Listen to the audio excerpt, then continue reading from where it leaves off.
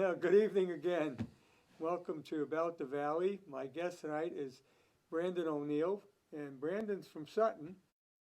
So he's grew up in the valley, but he's a realtor now with Caldwell Banker out of Worcester, Park Ave in Worcester. But let me tell you, he knows the valley inside and out. Is that where you do most of your business? I do a lot of business in the valley. I was born and raised in Sutton, and I have a lot of friends and family and acquaintances in the area. My family goes pretty far back between Sutton and Millbury. My mother's side of the family owned a big dairy farm in Sutton, Stockwell Dairy Farm, going back to the 1700s. Like I said, yeah, the Stockwell name goes back to colonial times. Yeah, quite a ways. It was an amazing place to grow up. We still have the old farmhouse, 1790 farmhouse there. And my parents, my cousin, two of my cousins, my aunt and uncle still live on the farm.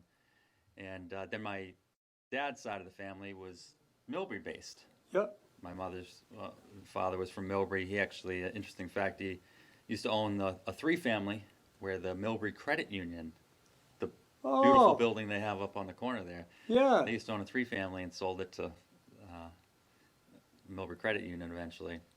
I remember that. I'm old enough to remember when that was there. Yeah, so it's a long lineage between the valley, and I have a lot of friends, and I mountain bike as a hobby quite a bit. So between Uxbridge and Douglas and the different natural protected areas in the area, I see it all. Well, you must be looking forward to the bike trail getting finished. The bike trail is going to be a fantastic improvement to the area. Oh, I mean, Rhode Island has done an unbelievable great job. We got to get connected. Blackstone is ready to connect. Mm-hmm. And because I was on the committee, I worked on it with the state on a committee to help to develop the Northbridge section. I helped them map it out, a proposal, but there's a lot to go through. Land takings take forever, and getting permission. And one of the biggest obstacles is the railroad, because it comes so close to the railroad in so many places. And they don't want anybody near the railroad, and I don't blame them. Right. They don't want to get sued by somebody. Sure. Gets hit by a train. Right. So all these things, but it's coming along. I mean, Millbury, they did that stretch when they did 146 Yes. improvement. That's really nice. That's great. My father's side of the family has a duplex on Park Hill Ave, right on the corner of North Main Street and Park Ave. So I can bike. When I used to live there, I'd bike out of the house, hit that trail, ride up into Worcester, and come back. It was just a nice little circuit. So once that's connected fully down into the Once Blackstone, we connect into Rhode Island, there's actually a bike trail that goes from Maine to Florida. I've heard of this. Yeah, so it's going to connect into it. So you'll be able to go from Maine all the way down to Florida. Either way, when you're coming down through Mass and Rhode Island. I better pack a big lunch for that trip. Yeah. You know, we had the same problem when they built the Blackstone Canal. The canal got built in Rhode Island, but they had a hard time getting it built in Mass. And one of the reasons was Boston didn't want it. Because Boston was afraid that if that canal got built, it would take away from the Boston port and make Providence more prominent. Because everything coming from, we're talking the early 1800s, everything coming into Mass through Worcester would then ship through Providence. I see. So the legislature refused to spend any money to build it. Sure. And finally they got it done privately. It lasted a few years, but then, of course, the railroad put an end to that. Right. It's nice to have the waterway in the area now. Yes. Down in Uxbridge in particular, there's a gorgeous area that they built. Nice open fields, beautiful building there. You're talking the farm. Yes, exactly. And there's that nice dirt trail that you can walk or bike. Yes. That's one of the gems of the Blackstone Valley that's underutilized. And being a real estate agent, when I have people interested in outdoor activity, looking for a great spot to live and be active outside, whether it's with their spouse or their children, the Blackstone Valley sells itself because there's so many great outdoor opportunities. I see, being on a planning board, I see a lot of people coming into town and moving into the subdivisions, and a lot of them are coming out of the Boston area, or out of what do you call it? Metro West. Metro West. Sure.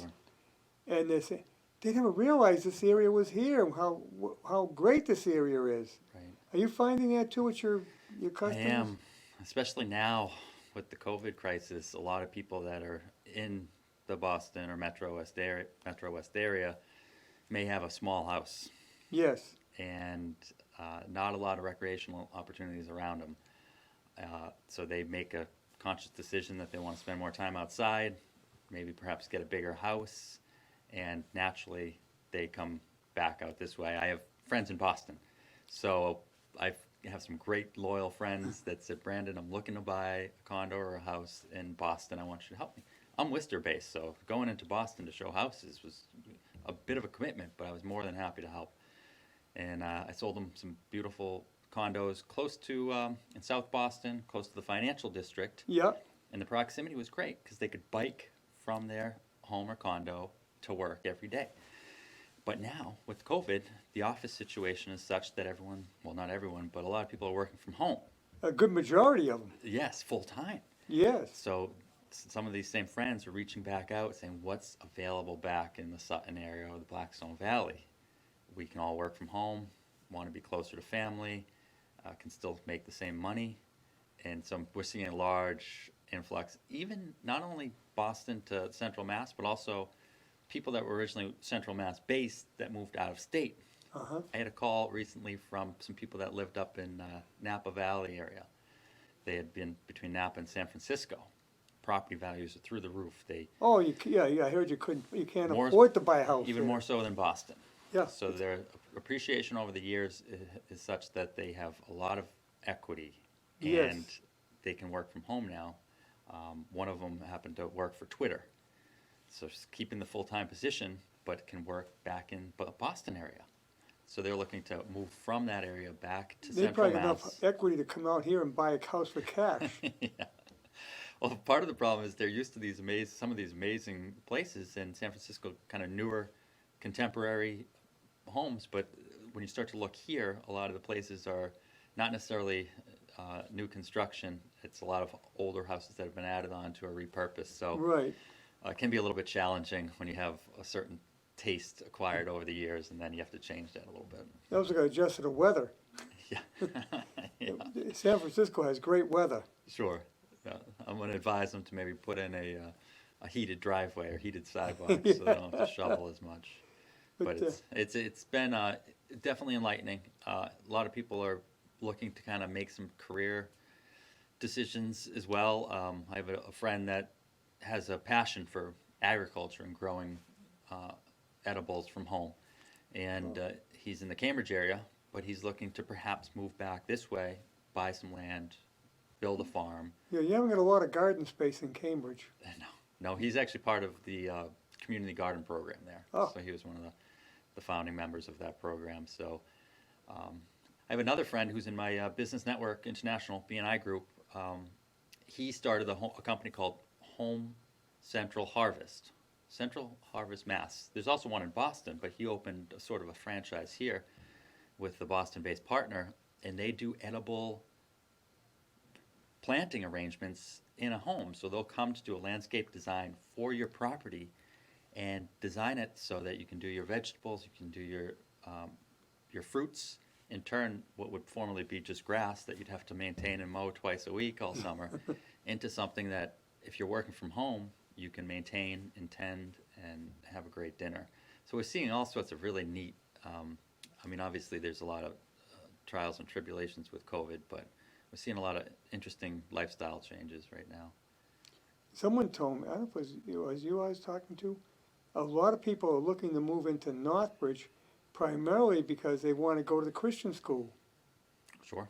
Because the Christian school, unlike the public schools, is going full time. Mm-hmm.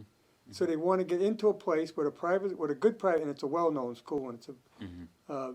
very well run, and you get a good education there. Right.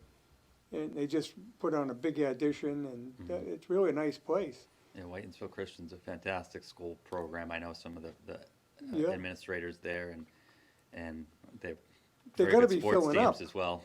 They got to be filling up. I doubt if they're gonna have much room. That's we're going to see a lot of changes with the school systems. Yeah. A lot of changes in those schools that are doing things a little bit differently, have a little bit more control. I think will be the most sought after school systems. Yeah, like I said, the private system seems to be coming back. I mean, we still have a Catholic school in the area, and it's in Uxbridge, but it services the valley. So, and I'm sure they've loaded up, and this is happening more and more. Right, right. Yeah, school systems are always important. Whatever town that you might be in, you'll have an opinion on the school system, Yep. whether it's good, bad, and there's ratings, which are you can follow those to a certain point, but Well, hopefully, we're gonna get back to normal, and kids will be going 5 days a week. But we just built a huge school, well, it's in the process, elementary school here, sure. and that's still gonna be state of the art. Schools are huge. I mean, when I don't have children myself, but my sister has a 12 and a 14-year-old, so I've seen her over the years make strategic planning decisions for the home, the town that they live in, based on the needs of the children. At first, they moved from Sutton to Newport, Rhode Island, and then the kids got a little bit older, and they said, do we want to send the kids to the public school system or send them to private school? They looked at the cost of private school, said, that's a lot of money. We could move They're to very the expensive. town next door, Middletown, and send the kids to public school in Middletown, which has a little bit better rating. But that's what they did. And sure enough, her son not too long ago said, "Mom, I'd like to go to private school." So, I think it can ebb and flow, and some people, they'll move to a town based on the school system, but the kids are infants. A lot can change by the time they go to school, and you may decide you want to send them to a private school as opposed to the town school. But it is nice to be in a community and to have the kids go to the school systems and get a group of friends within the Yeah, town. I know of someone who, down in Delaware, they lived in Newark, and they didn't like the school system, because, it's not as good, but the next town was good. So what they did is they kept their house in Newark, because they loved the house they had, but they bought a small house in the next town, so the kids could go to school there, Sure, and they would just live in that house during the week, right, and or go back and forth. right. Oh, I've seen it. A lot of the Shrewsbury is one of those towns where people do that because Yeah. they want their kids to be in the school system. It happens. Is it the best choice? It's subjective. I think to really be fully immersed in the school system, to be a full-time member of the community, and to live there and have your kids be able to go and play with the other kids in the area, and not be traveling back and forth. But schools are big, and for a town to support the schools and get good teachers and retain teachers is absolutely huge. Yeah, I mean, I think they look more so at that than they do at the tax rate. Of course, we've got a good system here in town. Right now, they're educating at home, but fortunately, we have a great voc-tech school in Blackstone Valley. Oh, sure. And, but we have the lowest tax rate in Northbridge. We have the lowest tax rate in the valley.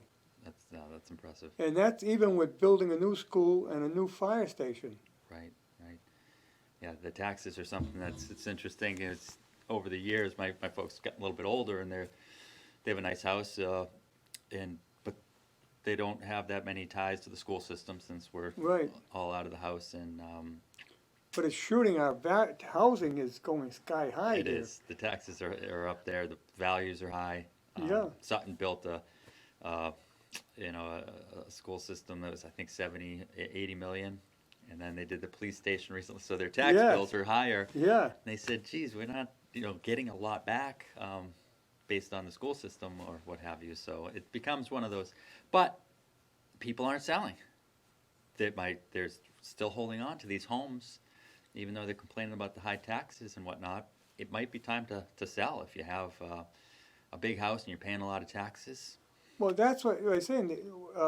What's very popular now are the over 55s. Oh, yeah. And, if you move into that area, there's not going to be a lot of kids in the neighborhood. Not going to be any. Right. Well, You can have people living with you even in those. Yeah, but it's older- very rare. Yeah, sure. And in fact, I don't, can they live, I think some of them have rules, they can't even, they can only stay there on a limited basis. It can vary, but you can have someone younger than 55 living with you there. I think it does change a little bit from community to community. One of the things that, you know, the developer sells to the town is the fact, we're gonna add to the school system, but we're gonna pay the same taxes. Sure. Their roads are private, Hmm. so they're not putting any more work onto the DPW. Hmm. Right. And they're nice areas, but these places are going for $500,000. Some of them are pricey. It's Yeah. been, I've worked with quite a few buyers in 55 plus, and we've looked at all of them really, and they've liked some more than others. It does come down to location oftentimes. But it's, you know, my folks, they unfortunately had a house fire a few years back, and they moved into a condo temporarily for a few years while they were renovating the house, and it was a community. My dad's very social, likes to chat with people, so he was in his element. My mom loves to travel, drags my dad out with her whenever they go anywhere. In those 2-3 years that they were in the condo, they didn't have too many cares in the That's a world. perfect deal for them. Yeah, so it's one of those things you don't really realize how good it can be. If you want to travel, you lock the door and head out, no Right, worries. you don't have to worry. 55 plus is the same way. Yeah. Whereas if you have a large house with a couple acres of land, there's always something to do. 24/7, 365.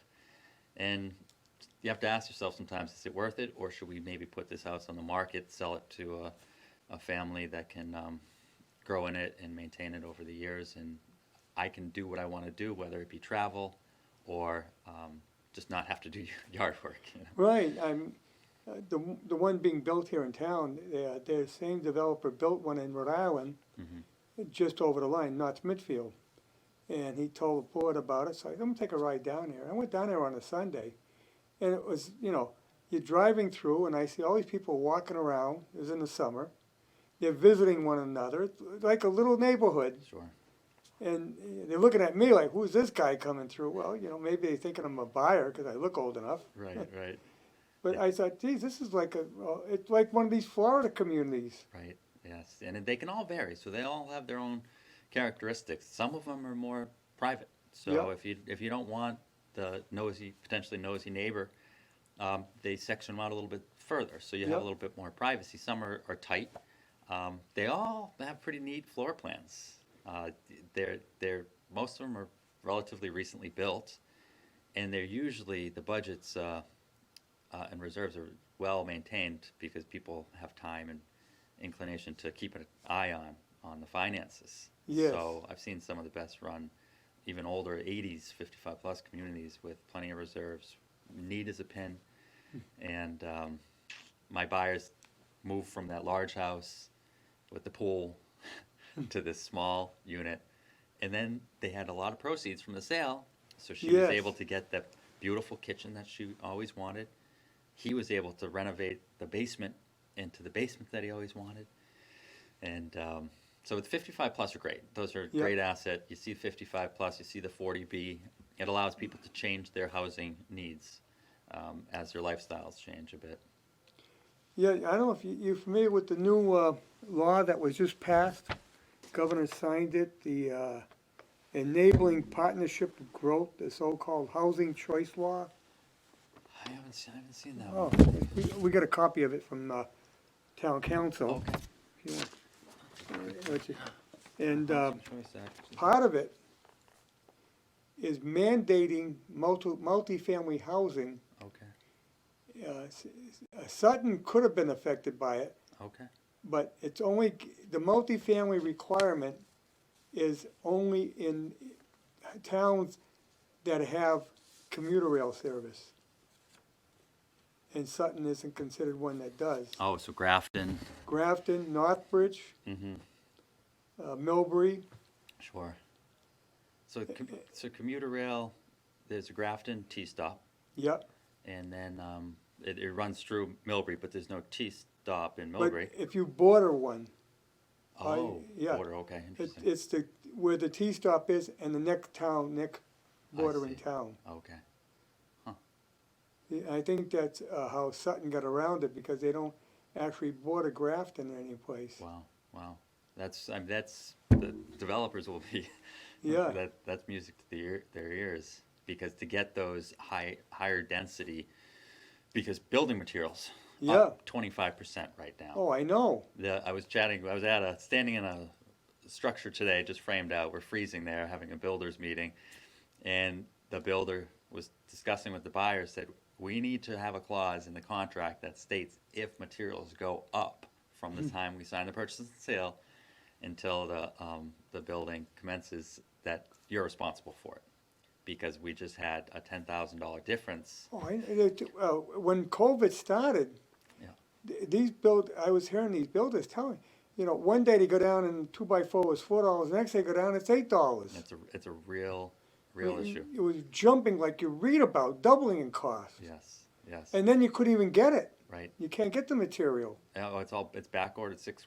The builder was discussing cedar shake siding, the fake siding there that looks like the cedars, and it's 6 weeks back ordered. Yeah. It's stalling everything, and so my buyers that we're with today, it's gonna be a 6-month build time frame to start, and then they had changes to the architectural plan. So architects are all backed up. They're all busy. It's a couple months minimum there. Yeah. So what you thought might be 5-6 months is now going to be 8, 10, maybe even a year to finish the completion, which complicates things a little bit if you have a house to sell and you want to buy Well, yeah, that's the something. whole thing. I mean, you sell your house, where do you go? Now you got to find a place to live. That's the biggest question. That's seller's biggest objection to selling. But I see every day people doing it successfully, and the house that they end up getting is something that they perhaps didn't think that they could have. But that's our job as agents, is to make Right. that dream a reality, and it's not the easiest, but it's happening. So it's possible. And there's clauses when you sell a house, you list your home for sale. It's subject to you finding suitable housing, period. The buyer has to agree to allow you a set time frame to find a house. Typically, it might be 3 months. If by month 3 you haven't found a house, you can cancel the contract, no obligation from there forward for the seller.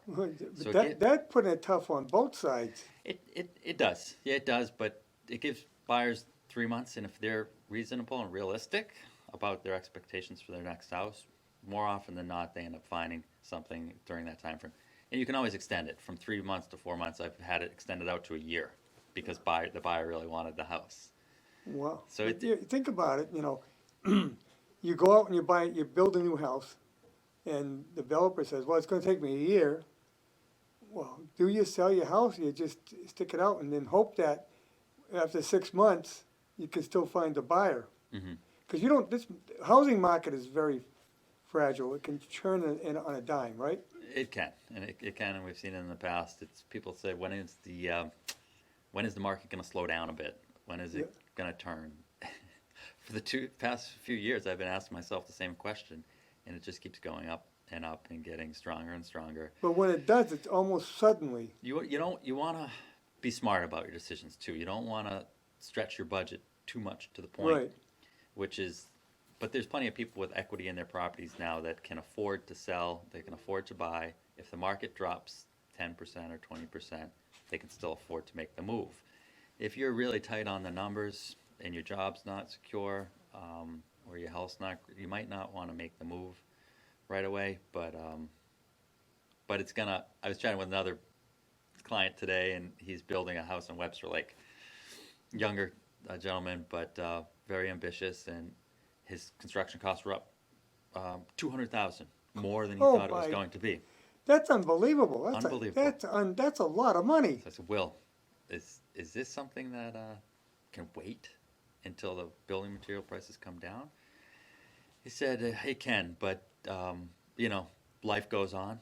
We're going to be there for the long run, and $200,000 over a 20-year time frame is not going to make or break us. So let's do it. That's the approach that you have to take. You have to think long term. But, you ever see building prices really come down? They might come down a little bit, but they're never going to come down to what they were. The building prices? Yeah.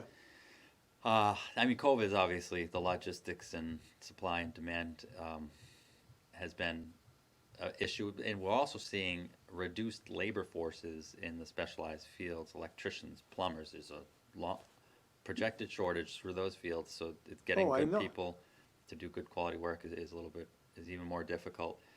But there's a lot of great builders out there that have alliances with plumbers and electricians to help them do a great job on properties.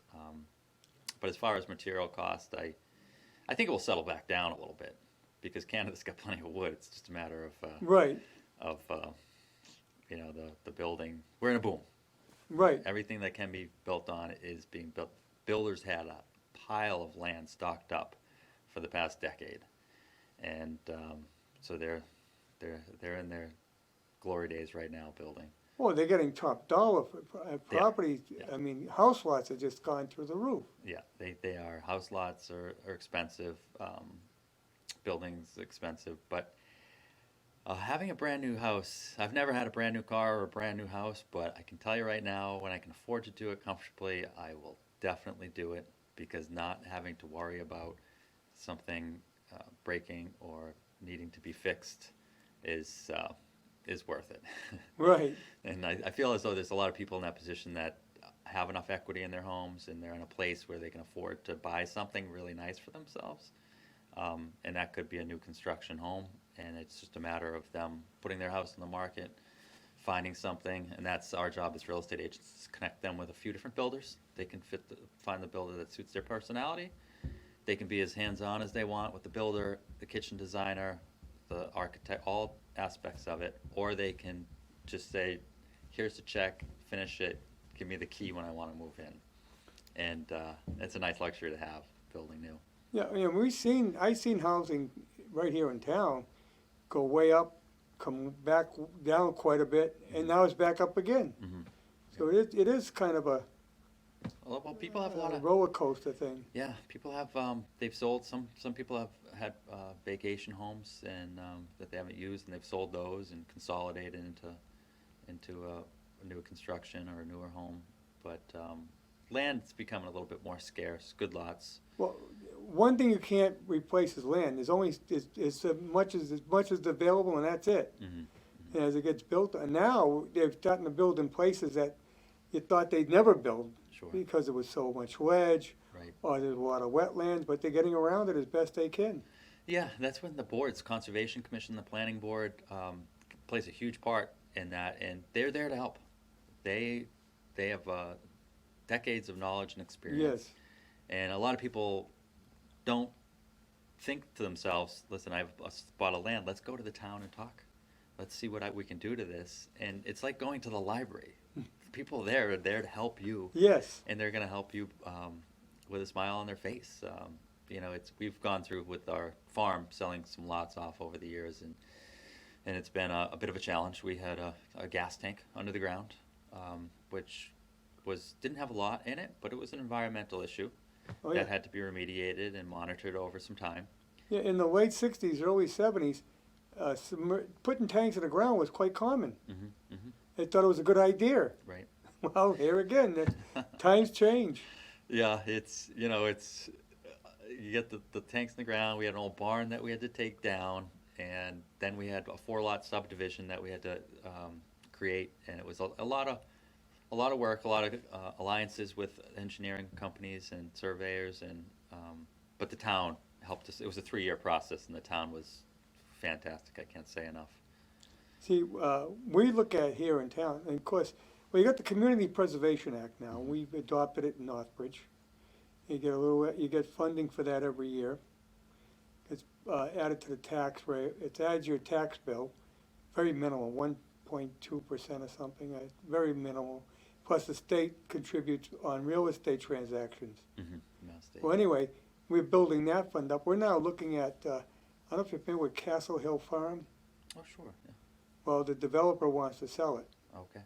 He wants to develop it, actually, what he wants to do, but the town has approached him, and he said, well, I'll sell it to the town. Mm-hmm. We can work it. Well, here we've got the funding to do that, because it's not a good spot to put a large development in.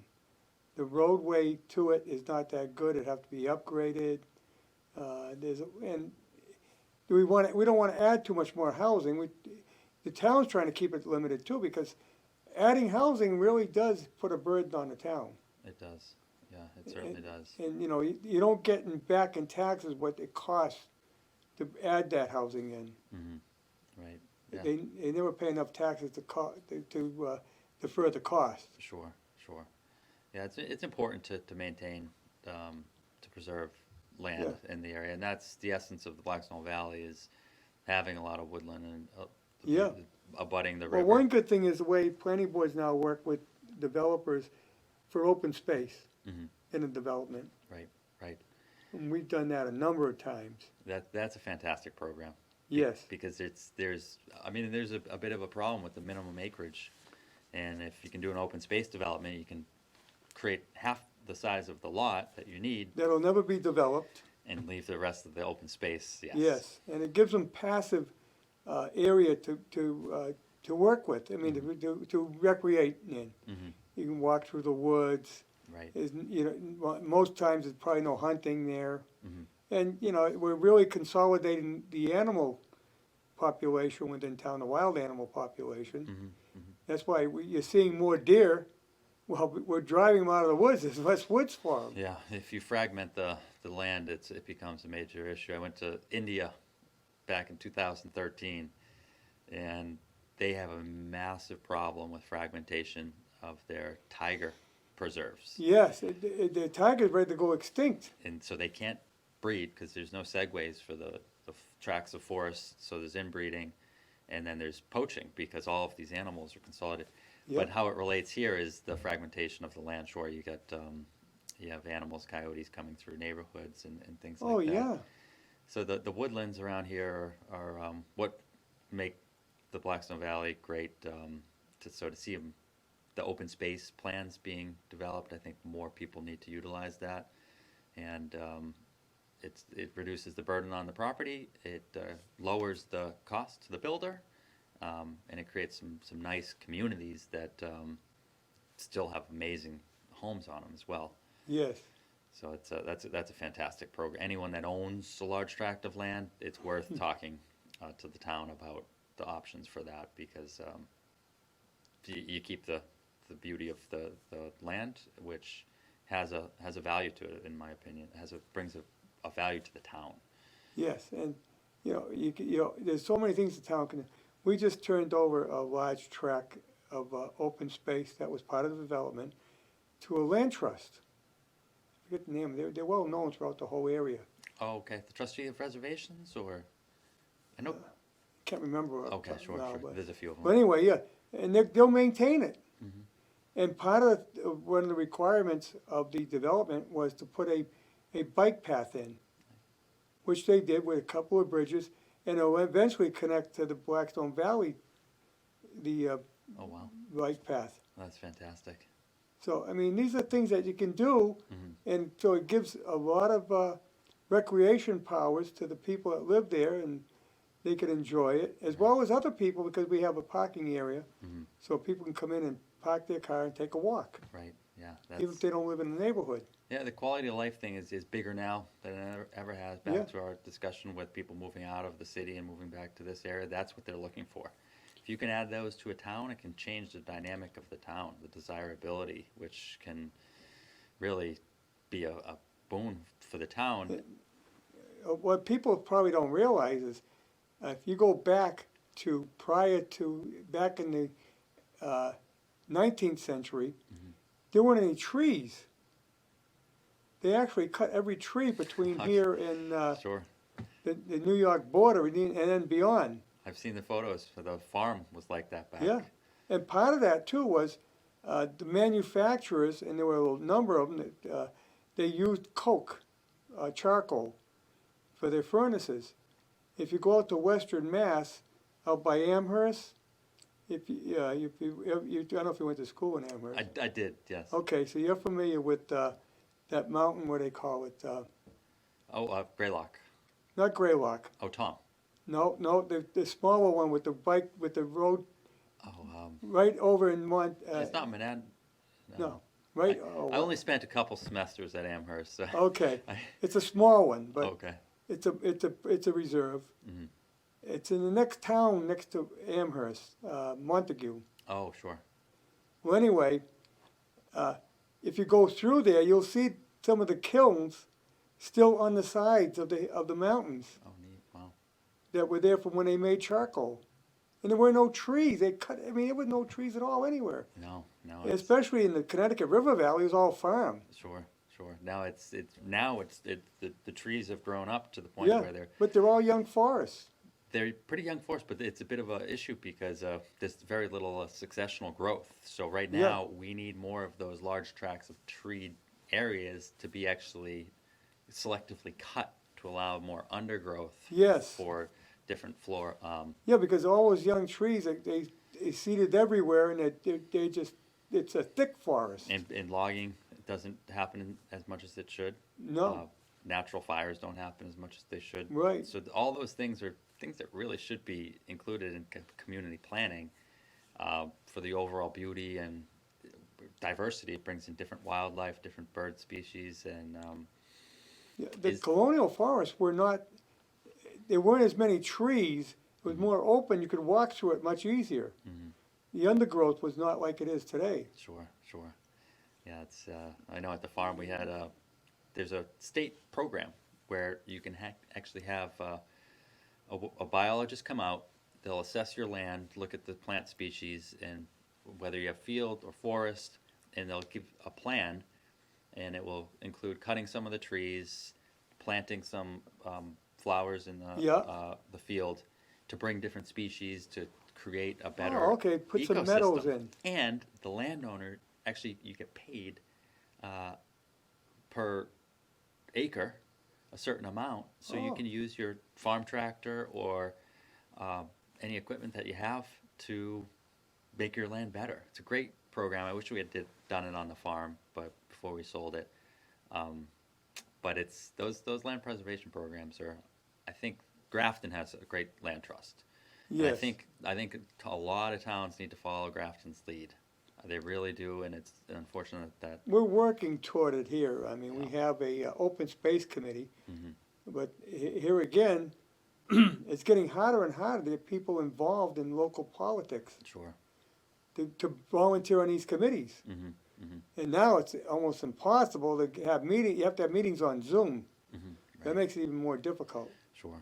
Sure. Yeah, it's But you do have to be considerate of your land and what you got. right. Fortunately, one of the best things that ever happened was development of the Blackstone Valley National Park. And, well, actually, the originally was Greenway. And it's evolved now, and now we're a national park. Mhm. Because a lot of that would have probably disappeared. That's spectacular down there. Yeah. That's But you're running from Worcester down to Providence now, sure. which is preserving a lot. And it's a great spot to hold events. They have the Greenway Trail Race every year, I Yeah. believe it is. It's a They used to have a great canoe race, but they stopped doing that. I don't know. Because, it's here again, you got to get people to put things together, right. and people get older and they say, well, hey, I'm out of here. Yeah. I just can't do this anymore. And nobody picks up the reins. I think it will be revitalized a little bit with people kind of focusing more on outdoor activities and recreation. Well, now So with tired of people working from home, Yeah. they might find it a little more, Right. you don't have a 2-hour commute every day. Sure. Yeah. The Blackstone Valley is fantastic in that regard. It's whether you fish, you hunt, mountain bike, bird watch. We're in a gem of an area here. Oh. Much more so than and we still have Worcester, which is booming. Worcester's great. I do commercial real estate as well as residential real estate. I'm the only accredited commercial broker in my office, and I want to get into that. There's a lot of changes coming to commercial real estate, isn't it? commercials definitely. There's a lot of people reconsidering the usage for their buildings. Yeah. Well, office space is going to be, you won't need it. Our office just downsized recently because we had a very expensive lease and we didn't utilize all the space. So we moved, as a real estate company, we moved next door to half the space, reduced the costs, and it's all the space that we need. Yep. So I think you'll see more companies that have more space than they need, Well, reduced to a smaller people space. aren't working in the office now, they're working at home. There's still a fair amount of I mean, not nearly as much, but there still are as long as you follow COVID protocols and keep the distance and safe, there's a lot of companies that still allow office.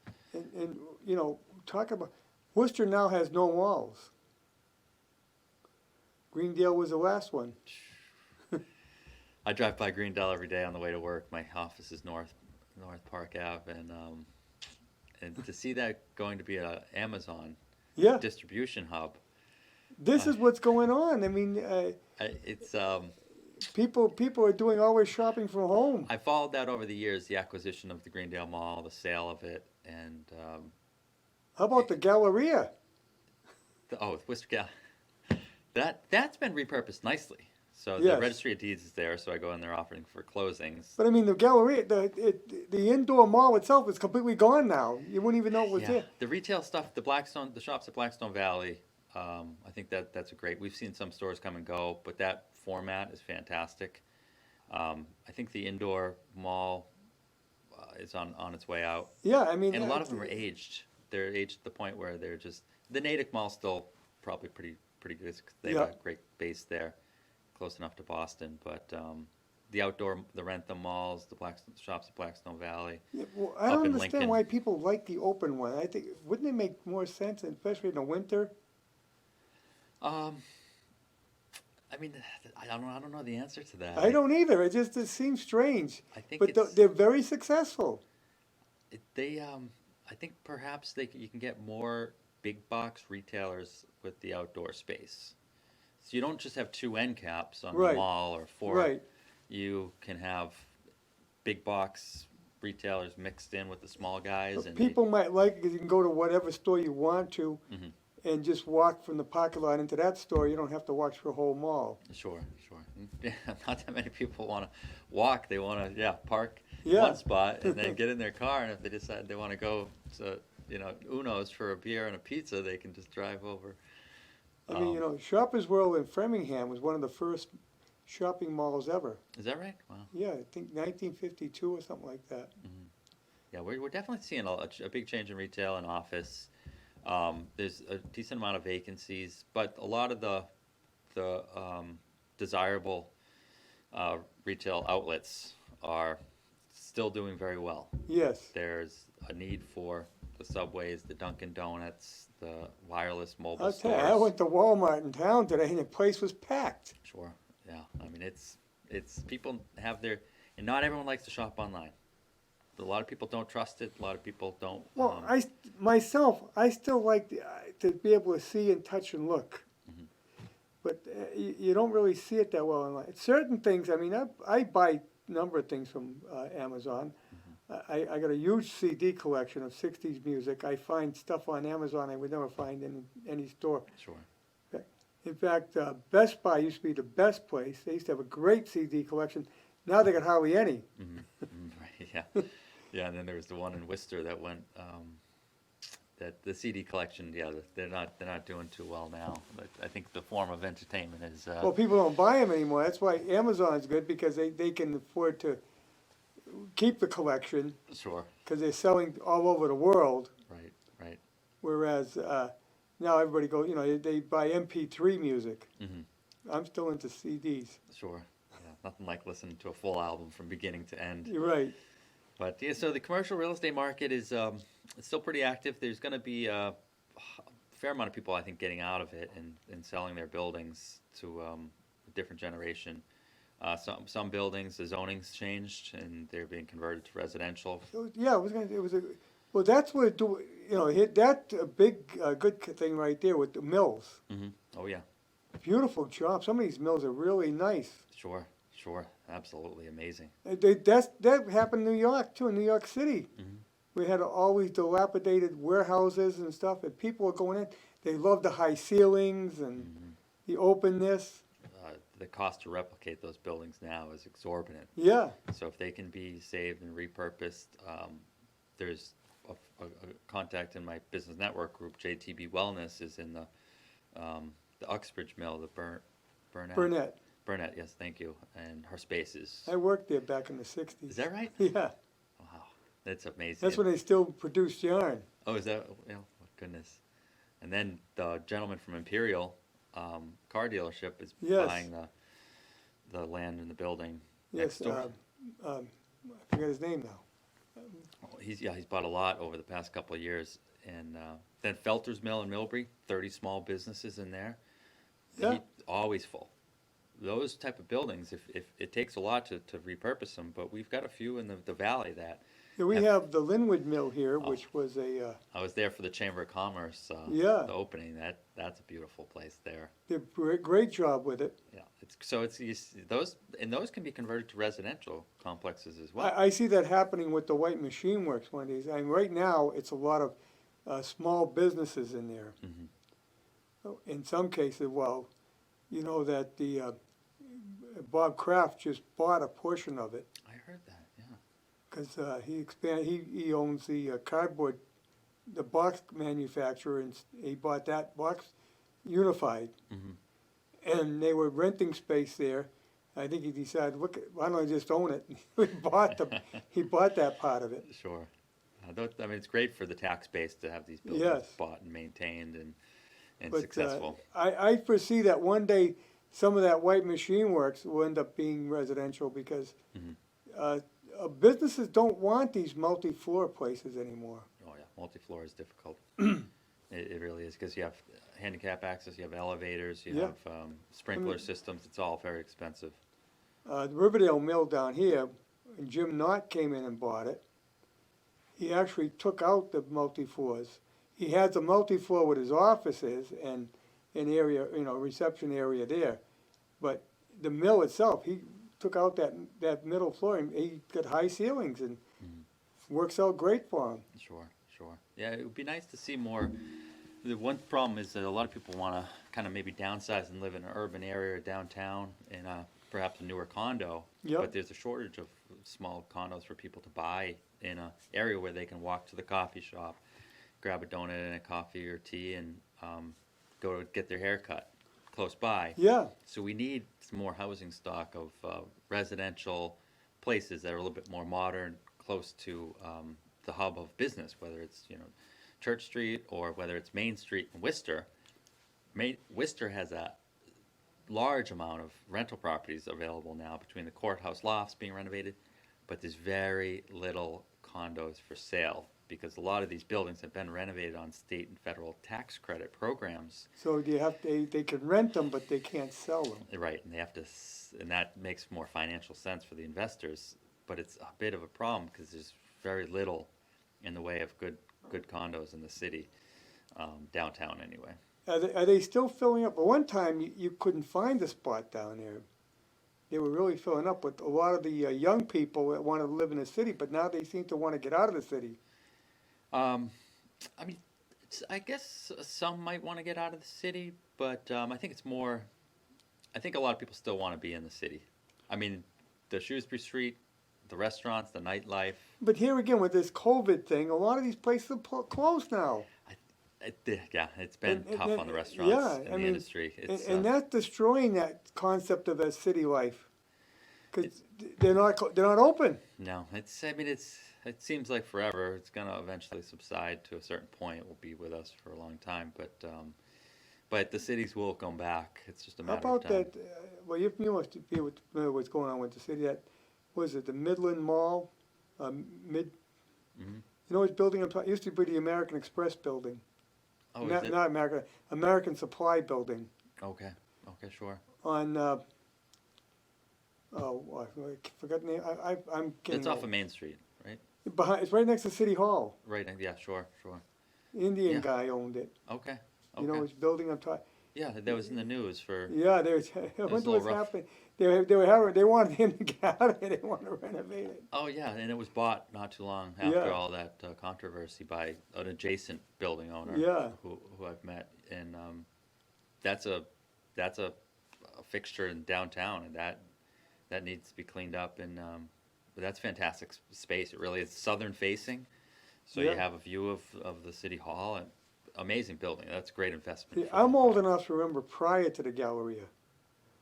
In fact, I used to hang around in Worcester when that Front Street was Front Street, and you had the bus depot, which was dilapidated, with a lot of derelicts hanging out. Sure. And, you know, the American Supply building was there, the Family Theater. Hmm. It was kind of a dilapidated area. Then they brought the Galleria, tore everything down, Hmm. put the Galleria in, Sure. and now that's gone. But the parking lot's still there. Yeah, parking in the city is important. Yeah. I'm glad they kept the parking lot because But that is so different now. it is. I go down it, I'm lost. Yeah, yeah. No, we've got some new restaurants there. Yeah. I feel there's going to be a renaissance in the city after this is up. I think things are going to be pretty I'll tell you, exciting for a bit after here. The Republican convention was in Worcester, well, a couple of times now. You couldn't find a breakfast restaurant in the morning Is that right? near the Galleria, Okay. not Galleria, near the DCU. Oh, I believe it. There was one guy, I think it was on Wall Street, and he put a sign, he closed. He said, I don't want any more people coming in, I'm running out of food. I mean, there's nothing around. There was nobody around. Sure, sure. I said, that's a hell of a thing. How can you have a convention without breakfast? Enough places to Yeah. eat. Yeah, no, I think now we're a little bit. But I think that them have opened up now. I think it's changing a little bit. Yeah, because we have the hotels, and the hotels have the Yeah. restaurants within them, so they can accommodate. Well, More. there was a nice hotel down. Was it Marriott? The one that was down at Lincoln Square. Hmm.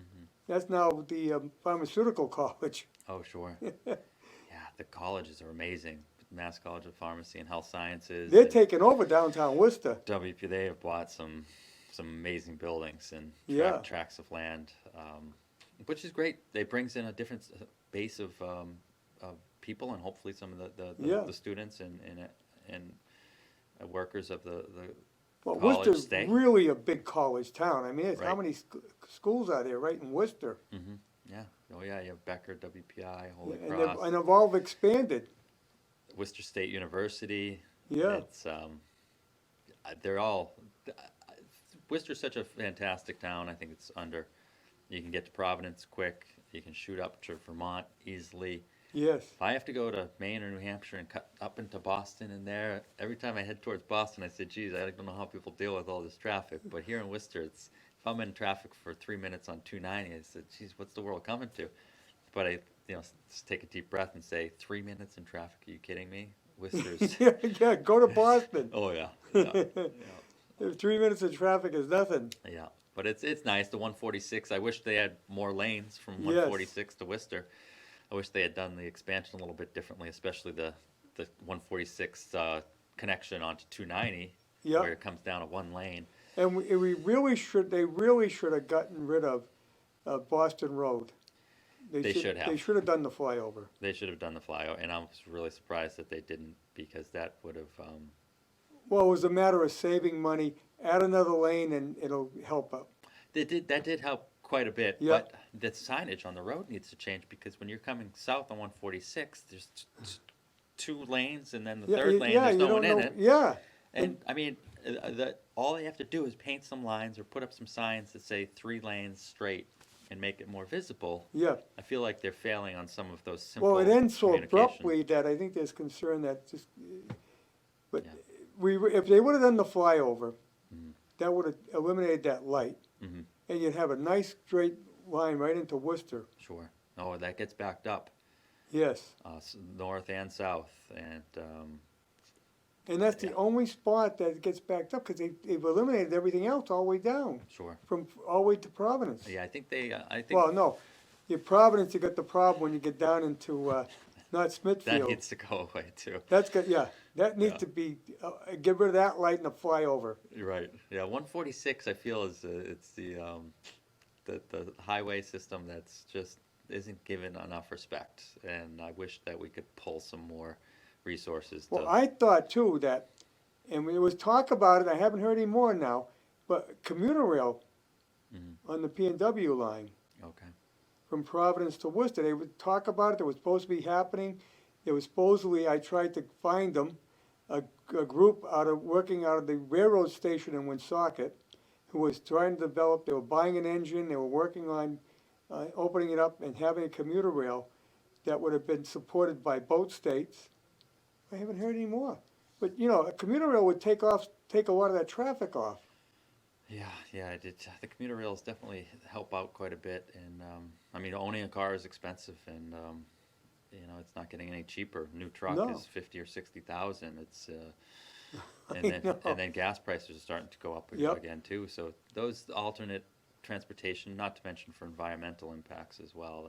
That's important to have those alternate options. I know the commuter rail in Grafton now, you could buy there in the morning, you couldn't see an open spot. Mhm. Now it's a lot different because people aren't going into Boston like they were. Sure. But people that were using it told me they loved it because I read the paper on the way in, I might do some paperwork, read a book, Mhm. same with coming back out. Oh, I've done the Boston commute. I worked with a friend of mine that owned Keown Orchards, and we'd go into the Boston Farmers Market back in the day and sell fruits and vegetables at Copley and Government Center, and traffic in the morning, traffic coming back at night, Yep. you know, 5 days a week. And people do that day in, day out, year in, year out. And I don't think it's either that they get accustomed to that driving and just dealing with the traffic, or maybe they don't have a T-stop close enough to their work where they have to Right. take 3 or 4 T-stops to get to their work. Yeah, that can be a problem too. You're going into South Station, Mhm. and you know if you work in a different part of Boston, it's a pain in the neck. Now you got to grab a T in Boston and Sure. I tell you, I don't take the T often, but I did take the T a couple years back for the first time to Yawkey Stadium. Ah. And I was blown away by how easy it was to go to Grafton Park or wherever you Yep. catch the T, and they drop you off right there. I thought that was magical. And I think it's something that everyone should do that has any interest. When we used to, we haven't gone to Boston like we used to, but I used to like to, especially when I was a kid. I'd go to outside of Boston in one of the T parking lots, and jump on the train and take the T and take it into Boston, Sure. into Park Square, and Mhm. you're right there. Right? Walk around because Boston is a good walk around city too. It is. It's fantastic for that. Hey, we got to wrap it up. All right. Thank you for coming in, Brandon. My pleasure. This was fun. Thanks for having Yeah. me. And we'll be back next week and with our next guest.